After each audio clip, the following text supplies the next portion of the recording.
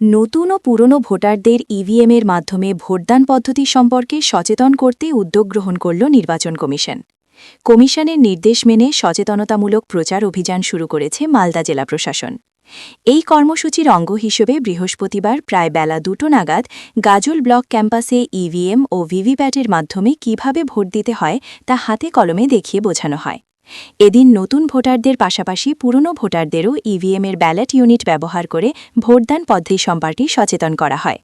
প্রচার অভিযানে ভোটারদের জানানো হয় কিভাবে ব্যালট ইউনিটে পছন্দের প্রার্থীর প্রতীকের পাশে বোতাম চাপতে হবে। পাশাপাশি ভোট সঠিকভাবে পড়েছে কিনা তা নিশ্চিত করতে ভিভিপ্যাট ইউনিটে চোখ রাখার বিষয়টিও বিশেষভাবে বোঝানো হয়। ভোটাররা যে প্রতীকে ভোট দিচ্ছেন ভিভিপ্যাটে সেই প্রতীক প্রদর্শিত হচ্ছে কিনা তা কিভাবে যাচাই করতে হবে সে সম্পর্কেও বিস্তারিত ধারণা দেওয়া হয়।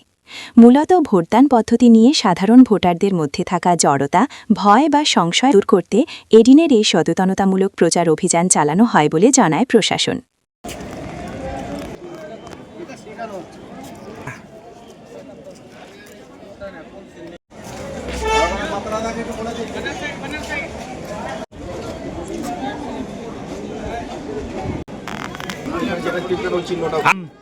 নতুন ভোটারদের আর কোনো অসুবিধা হবে না, এখানে দেখে নিলে যে কিভাবে ভোট হচ্ছে, ওই সঠিক দিচ্ছে কিনা।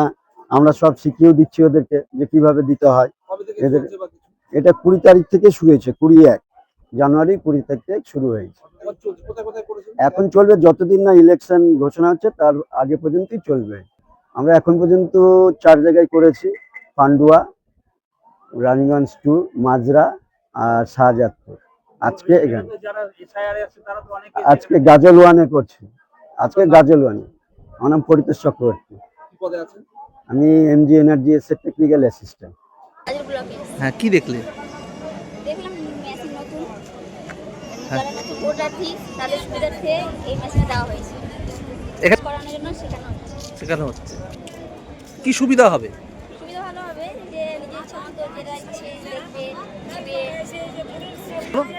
যাতে ভোট কেন্দ্রে গিয়ে অসুবিধা না হয়। কেমন লাগছে? ভালো লাগছে। কি নাম তোমার? আমার নাম মল্লিকা রবি দাস। ঠিক আছে।